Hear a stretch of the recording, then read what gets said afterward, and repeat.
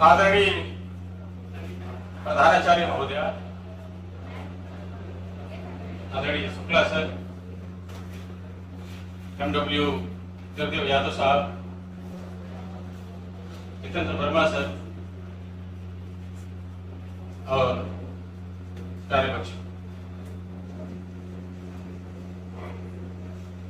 आज आपको पता ही है कि आज 26 जुलाई है और आज से ठीक 24 साल पहले 26 जुलाई 1999 को हमने कारगिल में विजय हासिल की थी और इत्तेफाकन संयोग से उस ऑपरेशन का नाम ही ऑपरेशन विजय लड़ाई के पहले ही रख दिया गया था। इस ऑपरेशन में इसका हासिल है जिससे कि वो आने वाली पीढ़ी दर पीढ़ी को बताता है कि तुम्हारे पूर्वज कैसे थे, तुम्हारा देश कैसा था, तुम्हारे संस्कार कैसे थे, तुम्हारे पूर्वजों के आचरण कैसे थे। मुझे आदरणीय जितेंद्र सर ने फोन किया था। एक बार मैं हिचका इसलिए कि मैं स्कूल के बारे में नहीं जानता था। स्कूल का नाम सुन करके मुझे ऐसा लगा कि कहीं ऐसा तो नहीं कि मेरे विचारों का स्कूल नहीं हो, मैं वहां जाऊं और मेरे विचार वहां के अध्यापक या जो भी हैं उनको अच्छा न लगे। लेकिन यहाँ आते ही जब उनके ऑफिस में देखा स्वामी विवेकानंद की फोटो, सुभाष चंद्र बोस की फोटो, तो मुझे लगा कि नहीं, मैं तो बिल्कुल सही जगह पर पहुंचा। इतिहास जो बनाता है, इतिहास के अंदर इतनी ताकत होती है कि वो भूगोल बदलने की भी ताकत रखता है।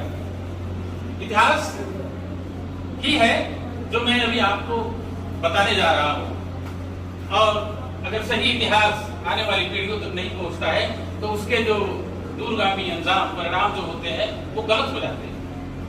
कुछ इतिहासकारों ने, साहित्यकारों, पत्रकारों, गीतकारों, संगीतकारों ने जो पहले किसी जमाने में देश आजादी के बाद कुछ ऐसे इतिहास को तोड़ा मरोड़ा, कुछ ऐसे बदला जिससे कि हमारी एक पीढ़ी जो है वो भ्रमित हो गई।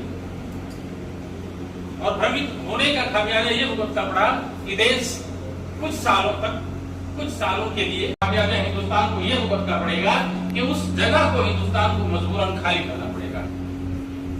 एक जगह हमारे हिंदुस्तान के अंदर है जो लेह जिले में पड़ता है, उसका नाम सियाचिन ग्लेशियर है, जिसको 1984 में हिंदुस्तान ने उस पर कब्जा किया था। हिंदुस्तान का ही था, लेकिन हिंदुस्तान की फौज वहां पर नहीं रहती थी, लेकिन कुछ गलत, पाकिस्तान की कुछ गलत गतिविधियों से हमें उसके ऊपर रहना पड़ा। अभी ये जो जितने ताना बाना पाकिस्तान ने बुना था, ये सब एक कहावत है कि पीठ में खंजर भोंकने वाला काम उन्होंने किया था और हम अनभिज्ञ थे। हमें पता नहीं था कि हमारे पीछे क्या हो रहा है। हमारी जो इंटेलिजेंस एजेंसियां हैं जो खुफिया की जानकारियों को इकट्ठा करती है पूरे देश से, वो भी इसमें नाकाम रहे। नाकाम इसलिए रहे कि कभी भी उनका मूवमेंट ऐसा नहीं हुआ जिससे कि ये जाहिर हो कि एक बहुत बड़ी फौज की टुकड़ी जो हजारों की संख्या में है वो इन पहाड़ियों के ऊपर कब्जा धीरे धीरे कर रही है। नतीजा ये हुआ कि फुल्ली ऑक्युपाइड, पूरी तरह से उन्होंने उसको ऑक्युपाई किया। अपने पूरे हथियार, पूरे गोला बारूद, सब कुछ उन्होंने 6 महीनों में उस पहाड़ पर जमा कर दिया। 3 मई 1999 को एक चरवाहा जिसका नाम दासी नामग्याल था, उसने एक याक खरीदा था। गाय की एक प्रजाति याक होती है जो दिन में छोड़ दी जाती है चरने के लिए और शाम को घर लौट आती है। वो उसका याक नहीं आया तो फिर उसने पहाड़ों पर चढ़ना शुरू किया। और जब पहाड़ों पर चढ़ना शुरू किया, टाइगर हिल के बगल में तोतोली और 0.4 और 50 इस तरह की पहाड़ियां हैं, छोटी छोटी पहाड़ियां जो ऊपर उभरे हुए हैं, उनके सबके नामकरण किए जा चुके हैं बहुत पहले, उनको उसी नाम से जाना जाता है। तो वो देख रहा है कि कुछ हलचल वहां पर हो रही है। तो जब हलचल दिखाई दी तो उसने जाकर के नीचे बताया कि इस तरह की हरकतें यहाँ पर हो रही है, आप लोग देखें। भारतीय सेना को बिल्कुल यकीन नहीं था कि ऐसा भी हो सकता है। तो उन्होंने एक छोटी सी टुकड़ी एक कप्तान साहब के अंदर में भेजा। उस कप्तान साहब का नाम था सौरभ कालिया। सौरभ कालिया 6 जवानों को लेकर के उन पहाड़ियों पर चढ़ते हैं और अगले 7 दिन तक उनका कोई पता नहीं चलता है। अगले 7 दिन तक पता नहीं चलने का कारण ये होता है कि वहां पर वो बंदी बना लिए जाते हैं और उनसे खुफिया जानकारी इकट्ठा करने की कोशिश की जाती है। कैप्टन कालिया अपनी जान दे देते हैं, लेकिन किसी तरह की खुफिया जानकारी दुश्मन को नहीं देते। जब इन 6 जवानों की शहादत हो जाती है और कैप्टन कालिया के साथ जब क्रूरता से पाकिस्तान के फौजी और कुछ चंद मुजाहिदीन, सैकड़ों से जो कम थे, उन्होंने किया और उनकी लाश को हिंदुस्तान के अंदर दे दी। हिंदुस्तान की फौज जब कालिया की लाश को देखी, पार्थिव शरीर को देखा गया, नाखून नहीं थे, हाथ नहीं थे, शरीर के सारे अंग काट दिए गए थे, तब छोटे से टुकड़े एक और भेजी गई। और एक होता है जमीनी सतह पर किसी चीज का सर्विलेंस करना, निगरानी करना, एक होता है एरियल सर्विलेंस जो हवाई जहाज से निगरानी करना। इन दोनों को सक्रिय किया गया कि आप पता करें कि आखिर ऐसी क्या चीज है पहाड़ों पर, कितनी फौज है, कौन है जो इनके साथ ये सलूक किए हैं। तब जाकर के कहीं पता चला ये तो पूरी तरह से जो है ना कब्जे में ली जा चुकी है। ये पूरी पहाड़ियां जो 100 किलोमीटर की पहाड़ियां हैं, ये सारी कब्जे में ली जा चुकी है। आपको एक चीज और आपके ज्ञान के लिए बता दूं कि अभी जो 2 यूटी बनी है, union territory, Jammu and Kashmir और लद्दाख, उस लद्दाख के अंदर 2 ही जिले हैं, एक कारगिल और एक लेह। कारगिल का जो क्षेत्रफल है वो 15,000 स्क्वायर किलोमीटर से भी ज्यादा है और उसी जिले की 100 किलोमीटर की जो पहाड़ियों का एक रेंज है जो 2 देशों को बांटता है, वो खड़ा है। उनके नाम से आप नहीं समझ पाएंगे, लेकिन इतना समझिए कि वो पहाड़ियां 18,000 फीट ऊपर थी और वो एक से दूसरे से मिलती हुई पहाड़ियां थी। हम तोपखाने से ताल्लुक रखते थे, वायुसेना से ताल्लुक रखते थे, तो हम लोग वहां पर बुलाए गए। बुलाने के बाद हमको भी पता चला कि ऐसा कैसे हो गया। फिर स्ट्रेटेजी जो है वो नहीं बना सकते आप, क्योंकि दुश्मन 6,000 के नफरी में, 6,000 की स्ट्रेंथ में, 6,000 की संख्या में ऊपर खड़ा है और हम उससे लगभग 5,500 फीट नीचे हैं। हम उसको चढ़ करके मारेंगे तब तक जो है एक को मारने के लिए हमको कम से कम 27 जवान की जरूरत पड़ेगी। कि जब तक 26 जवान की जान जाती है, 27वां वहां तक पहुंच है।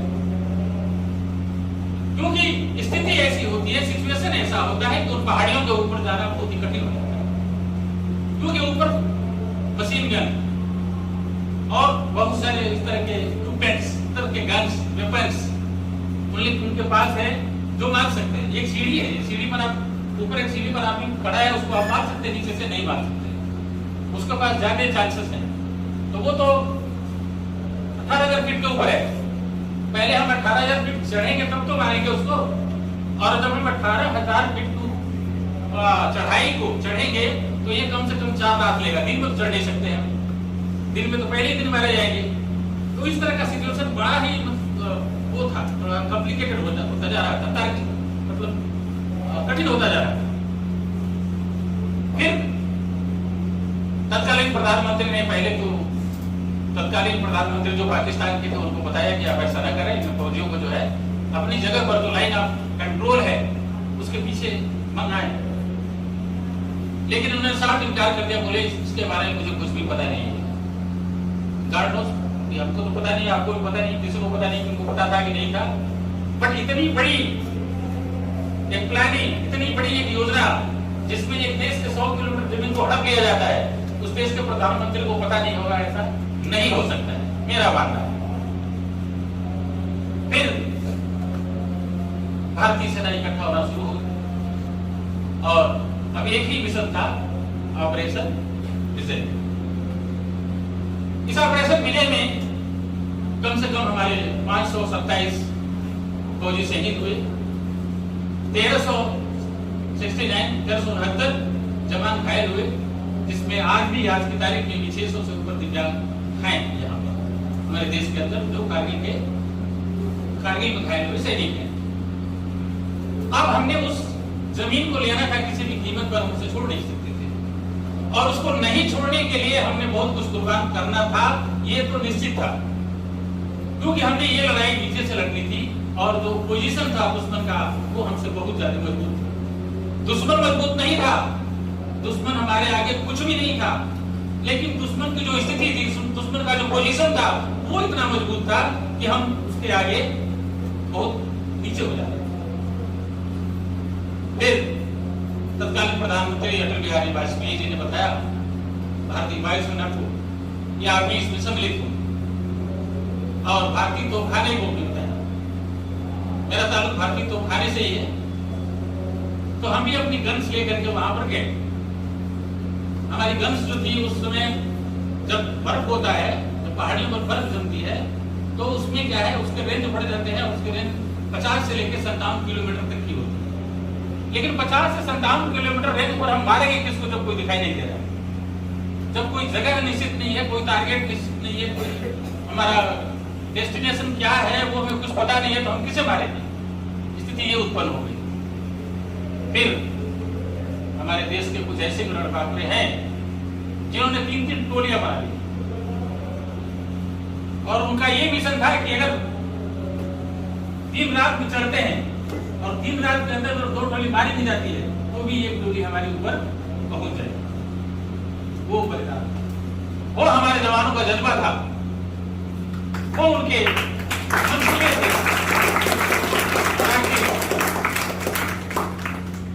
शहादत देते देते देते देते 527 जवानों ने उस जमीन को पुनः प्राप्त करने के लिए अपनी शहादत दे दी थी। उन जवानों में कुछ ऐसे भी थे जो कुछ ऐसे कारनामे कर गए जो शायद देश में कोई भूल नहीं सकता। देश उनसे ही है। अगर मैं यहां बोल रहा हूं, आप सुन रहे हैं, बड़े लोग यहां पर बैठे हुए हैं, माइक लगा है, सब कुछ है, कोई फोटो ले रहा है, क्यों हो रहा है? क्योंकि हमारे आगे कोई खड़ा है। आज की तारीख में किसी भी देश, संसार के किसी भी देश के अंदर अगर उसकी सेना ताकतवर है, कोई जरूरी नहीं है कि हर समय वो लड़ाई ही करेगी। एक छोटा सा उदाहरण है, किसी रोड के ऊपर अगर 2 आदमी जा रहे हैं, आपस में झगड़ा हो गया, अगर एक के पास पिस्टल रखी हुई तो दूसरा बोलने से थोड़ा संकोच करेगा, वो मारेगा नहीं पिस्टल से, क्योंकि उसके पास उसके अलावा एक और ताकत है। तो आज की स्थिति हमारी ये है कि हम इतने मजबूत हैं कि हमसे कोई नहीं बोलता है।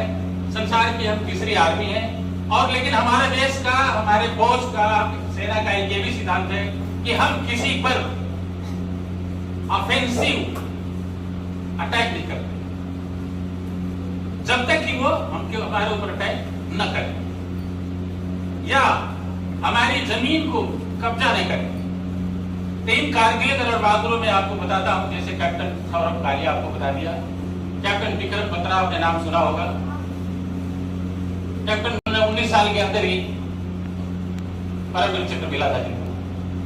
ये यहां से सोच के गए थे कि हमें लौटना नहीं है, कुछ भी हो जाए, लेकिन हमने अपनी धरती को भी नहीं छोड़ना है, इस सरजमी को, इस मातृभूमि को भी नहीं छोड़ना है, क्योंकि संसार में जिसका हम आदर करते हैं, जिसके हम फॉलोअर हैं, अनुयायी हैं, श्री रामचंद्र भी कहे थे लक्ष्मण से कि जननी जन्मभूमि से सर्वधर्मी गरीयसी, मां और मातृभूमि ये स्वर्ग से बढ़कर है।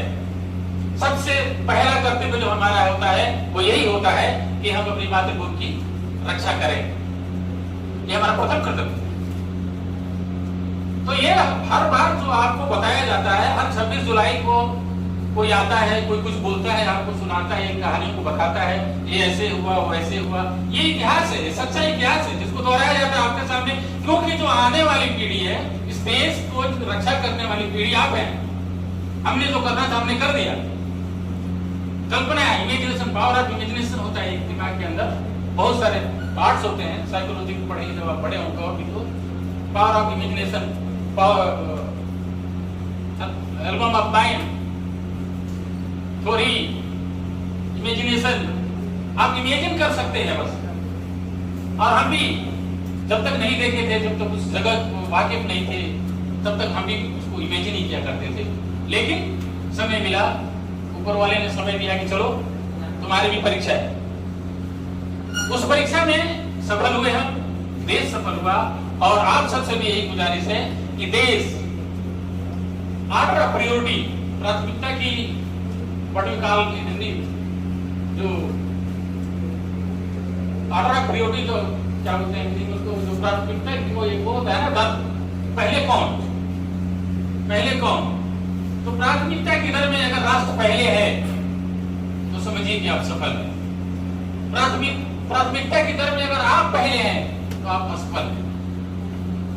प्राथमिकता की उसमें नापतोल में अगर आपकी प्रॉपर्टी पहले है, आप पहले हैं, तो वो आप असफल है अपनी जिंदगी में। लेकिन जिंदगी की प्राथमिकता की दर में अगर आपके लिए देश पहले है तो आप हमेशा सफल हैं। कोई जरूरी नहीं है कि आपकी प्राथमिकता तो कुछ और हो, सब होगा। आपकी जिंदगी के जो सारी चीजें जो आपने सोच रखा है, डॉक्टर बनेंगे, इंजीनियर बनेंगे, फौजी बनेंगे, देश नायक, पत्रकार बनेंगे, जर्नलिस्ट बनेंगे, जो भी बनेंगे, आप कुछ भी बने, लेकिन आपके जहन में, आपके दिमाग में, आपके हृदय में जो सबसे बड़ी भावना होनी चाहिए वो होनी चाहिए देश भावना। क्योंकि अगर देश है तो हम हैं, देश नहीं है तो हमारा कोई औचित्य नहीं है, हम रहें या न रहें। इन लोगों की कहानियां भी आपने सुना होगा, इन लोगों ने क्या क्या बोले थे, ये सारे जो थे। ये तो परमवीर चक्र की बात बता रहा हूँ। ये 527 जो फौजियों की सूची है, लिस्ट है, ये बहुत बड़ी है और सबके अपने अपने कारनामे हैं। और इन सबके अपने अपने कारनामे में कोई ऐसा नहीं है कि जिसके अंदर ये हो कि उसके जो ऑर्डर ऑफ प्रेसिडेंस है, ऑर्डर ऑफ प्रायोरिटी है, उसमें देश पहले नहीं हो।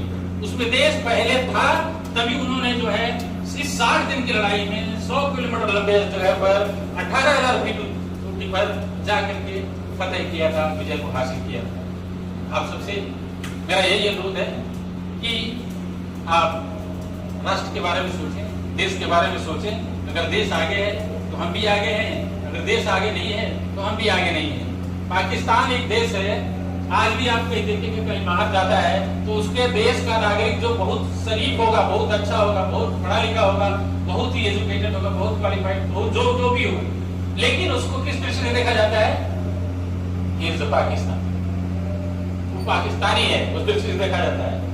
और हमारे देश का नागरिक अगर संसार में कहीं भी जाता है और जब हवाई अड्डे पर उतरता है तो उसको एक दूसरे नजर से देखा जाता है, ये हिंदुस्तानी। दोनों इंसान हैं, दोनों में कोई फर्क नहीं है। फर्क सिर्फ ये है कि हमारी जो सभ्यता है, हमारा जो संस्कार है, हमारा जो कल्चर है, हमारे माता पिता ने जो हमें सिखाया है, हमारे गुरुजनों ने जो हमें सिखाया है, वो हमें ऐसा संस्कार दिया है कि हम कुछ इस तरह का कृत्य नहीं करते हैं विदेशों में, दूसरे देशों में, संसार के दूसरे देशों में हमारी बदनामी।